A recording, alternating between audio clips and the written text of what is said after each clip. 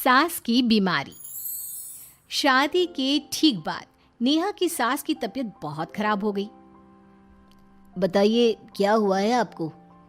बेटे की शादी थी तो थकान हो गई। मौसम बदल रहा है तो जुकाम और बुखार हो गया।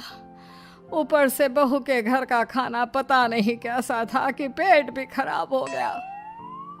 खाना तो बहुत बढ़िया था डॉक्टर साहब, सारे रिश्तेदार तारीफ कर रहे थे। रोहित की माँ इतनी कमज़ोर है कि जरा से में बीमार पड़ जाती है। डॉक्टर साहब आप सारी जांच करके देखिए, मुझे ऐसी क्या बीमारी है कि मेरी तबीयत ठीक ही नहीं रहती।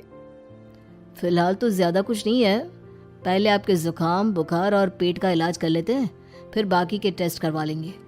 अभी आप ये दवाइयाँ ले आइए। पिताजी मैं डॉक्टर साहब को छोड़कर और दवाइयाँ लेकर आता हूँ। माँ जी तो बीमार थी, इसलिए नेहा ने किचन संभाल लिया। माँ जी अब आपकी तबीयत कैसी है? पहले से ठीक है। आप बैठिए, मैं खाना लगाती हूँ। तेरे बाबूजी और रोहित ने खाना खा लिया? रोहित तो टिफिन लेकर ऑफिस गए हैं माँ, और बाबूजी ने खाना खा लिया है। आप शुरू कीजिए। यह क्या, खाने में इतना तेल इतने मसाले? अरे अभी अभी तो तबीयत ठीक हुई है मेरी, तुम क्या मुझे वापस बीमार करना चाहती हो? नहीं माँ जी, ऐसा नहीं है। क्या हुआ? देखो ये बहू ने कैसा खाना बनाया है। खाना तो बहुत ही स्वादिष्ट था। अरे मैं ये खाना खाऊंगी तो बीमार हो जाऊंगी ना। ओह हाँ, बहू को अभी पता नहीं ना तुम्हारे बारे में, रोहित समझा देगा उसे। देख बहू, अच्छे से समझ लेना कि इस घर में कैसा खाना बनता है। हाँ माँ जी, मैं समझ लूँगी, लेकिन अभी आप कुछ तो खा लो। ये खाना खा लूंगी तो कल का खाना खाने के लिए बचूंगी भी नहीं। सास की बातें सुनकर नेहा उदास हो गई। उसने रोहित के घर आती ही उससे माँ जी के खाने के बारे में पूछा। आज माँ जी ने मुझे खाने के लिए बहुत बुरा भला कहा। माँ को मसालेदार और तेल घी वाला खाना सूट नहीं करता, वो बीमार पड़ जाती हैं। ऐसी क्या बीमारी है माँ जी को? पता नहीं, आज तक कई डॉक्टरों को दिखाया, कितने टेस्ट करवाए, लेकिन कोई बीमारी पकड़ में ही नहीं आई। नेहा को कुछ समझ में तो नहीं आया, लेकिन उसने अपनी सास के हिसाब का खाना बनाना सीख लिया। माँ जी आज तो खाना ठीक है ना? खाना तो ठीक है, लेकिन ये मुआ रेडियो क्यों चल रहा है इतनी तेज आवाज में? वो माँ जी मैं अकेले काम करते करते बोर हो रही थी ना, तो टाइम पास करने के लिए चला दिया। तेरा इस टाइम पास के चक्कर में मेरा सर दर्द से फटने लगा है।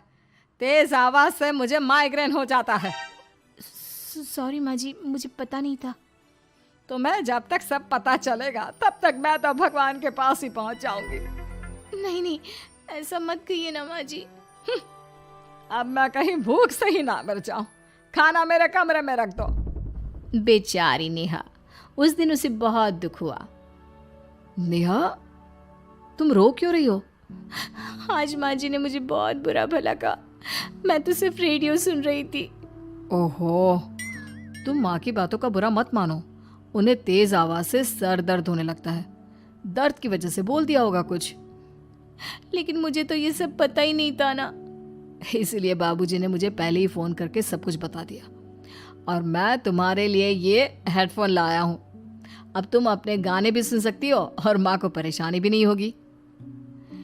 ये सिर्फ एक बात का हाल है, लेकिन माँ को तो हर चीज से परेशानी है। अब क्या कर सकते हैं, माँ बीमार ही इतनी रहती है। लेकिन माँ को ऐसी कौन सी बीमारी है? तुम्हें बताया तो था, किसी भी डॉक्टर को माँ की बीमारी समझ में नहीं आ रही। अब तुम भी ये सब सोचना छोड़ दो, ये हेडफोन लो और अपने पसंद के गाने सुनो। रोहित के गिफ्ट से नेहा की एक परेशानी तो दूर हो गई, लेकिन उसके मन में कई सवाल खड़े हो गए। आज मैं देर से उठाऊं या तुम जल्दी उठ गई? वो माँ जी को कल रात भर सर दर्द हुआ ना, तो जल्दी उठकर उनकी जगह मैंने पूजा कर दी। अरे वाह, अच्छा अच्छा, हे भगवान ये किसकी करामत है? ये तो माँ जी की आवाज है। चलो चल के देखते हैं। क्या हुआ माँ? अच्छा, यह घर में गुलाब कौन लाया? मुझे नहीं पता, मैं तो अभी उठा हूँ। माँ जी आप कल रात भर सो नहीं पाई, तो मैंने जल्दी उठकर पूजा पाठ किया। घर में फूल नहीं थे ना, तो मैं बाजार से गुलाब के फूल ले आई। नेहा, माँ को गुलाब के फूल की एलर्जी है। अब मुझे ये कैसे पता होगा? अच्छा, तुझे कुछ पता नहीं तो तू वही काम क्यों करती है जिससे मेरी तबीयत खराब हो जाए? रोहित के बाबूजी, ये बहू मेरी जान लेना चाहती है। माँ जी, मुझे ऐसा करके क्या मिलेगा? वो तो तुझे ही पता, लेकिन कुछ तो है। रोहित की माँ, बस करो। बेचारी बहू को कुछ पता ही नहीं है, बस इसलिए उससे गलती हो जाती है। जाओ तुम कमरे में। बहू, तुम रोहित की माँ का बुरा मत मानो। वो अपनी बीमारियों से इतनी परेशान है कि उल्टा सीधा बोल देती है। नहीं नहीं बाबूजी, मुझे बुरा नहीं लग रहा, मुझे चिंता हो रही है माँ जी की बीमारी की। ये बताइए कि माँ जी को ऐसी प्रॉब्लम्स कब से होने लगी? शादी के 6-7 महीने बाद से। बाबूजी, तब घर का माहौल कैसा था? अरे भरा पूरा परिवार था। मेरे बाबूजी, माँ, काका, काकी, मेरे दोनों बड़े भाई, दोनों भाभियाँ, दोनों के 2-2 बच्चे हैं, एक छोटा भाई और एक बहन। सब साथ रहते थे। इतना बड़ा परिवार? हाँ, मैं जब 10 साल का हुआ ना, तब पापा का ट्रांसफर यहाँ हुआ। उसके पहले तक तो हमारी जॉइंट फैमिली ही थी। और माँ जी किस चीज से बीमार पड़ जाती हैं? जब तेज गर्मी हो, ठंड हो या ज्यादा बरसात हो जाए। जब माँ ज्यादा थक जाए, जैसे दिवाली पर घर की सफाई या कोई फंक्शन हो, या ज्यादा मेहमानों के आने से घर का काम बढ़ जाए। तेज म्यूजिक, तेज लाइट या ऐसे कोई तेज स्मेल आ जाए। तो माँ जी की ये बीमारी ठीक हो सकती है। कैसे? सब पता चल जाएगा। आप कल माँ जी की टेस्ट रिपोर्ट लेने जाने वाले हो ना? हाँ। तो सुनिए क्या करना है। अगले दिन रोहित माँ जी की रिपोर्ट्स लेकर आता है। माँ, बाबूजी, नेहा। अरे क्या हो गया रोहित? माँ जी की रिपोर्ट आ गई है। कुछ सीरियस है क्या? जिसका डर था वही हुआ। अरे गोल गोल बातें मत कर, सीधी तरफ बता बेटा, क्या हुआ है मुझे? माँ, आपकी किडनी, लिवर सब फेल हो गया है। आपका दिल भी कमजोर हो गया है। डॉक्टर ने कहा है कि आपके पास सिर्फ 1 महीना बचा है। ये क्या बक रहा है? ऐसा हो ही नहीं सकता। मुझे लग ही नहीं रहा कि मैं इतनी बीमार हूँ। लेकिन माँ जी, रिपोर्ट झूठी तो नहीं हो सकती ना? हाँ, माँ को 20 साल की उम्र से बीमारी लग गई थी, लेकिन कोई डॉक्टर पकड़ नहीं पाया और अब ये बीमारियां बहुत ज्यादा बढ़ गई हैं। हाँ रोहित की माँ, तुम्हें याद है शादी के 6 महीने बाद से तुम बीमार रहने लगी थी। अरे लेकिन वो अलग था, मुझे ऐसे कोई बीमारी नहीं हो सकती। ये तुम कैसे कह सकती हो माँ?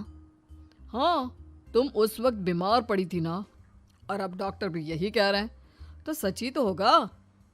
और आप तभी से बीमार ही तो रहती आई हैं। अरे लेकिन तब मैं बीमार थी ही नहीं। क्या मतलब? अरे तब मैं बीमारी का नाटक करती थी, मुझे कुछ नहीं हुआ था। ये क्या बोल रही हो? हाँ, घर में इतने सारे लोग थे और सबसे छोटी बहू मैं थी, तो सारा काम मुझे करना पड़ता, इसलिए काम से बचने के लिए मैं नाटक करने लगी। लेकिन आपको अभी भी वही बीमारियां होती है ना माँ? हाँ, अगर नाटक था तो ये प्रॉब्लम तुम्हें अभी क्यों होती है? इसका जवाब मैं देती हूँ। माँ जी कई महीनों तक नाटक करती रही, इसलिए इनके दिमाग ने धीरे धीरे इस झूठ को सच मान लिया और इनका दिमाग उन बीमारियों का एहसास कराने लगा। हैं? ऐसे भी होता है क्या? हाँ माँ जी, इसे प्लेसिबो इफेक्ट कहते हैं। जब आप बात बात पर बीमार पड़ने लगी तो मैंने अपने मामा से बात की जो एक साइकोलॉजिस्ट है। उन्होंने बताया मुझे। तो ये रिपोर्ट्स? मैंने झूठी रिपोर्ट बनवाई थी नेहा के कहने पर, ताकि आप सच बताएं। यानी मुझे कुछ नहीं हुआ? नहीं माँ जी, और आपकी इस प्रॉब्लम का भी सोल्यूशन है। हम किसी अच्छे साइकोलॉजिस्ट को दिखाएंगे और आप जल्द ही ठीक हो जाएंगी। वाह बहू, मैंने तुझे इतना भला बुरा कहा और तूने मेरी जिंदगी भर की तकलीफें दूर कर दी। थैंक यू और सॉरी बहू।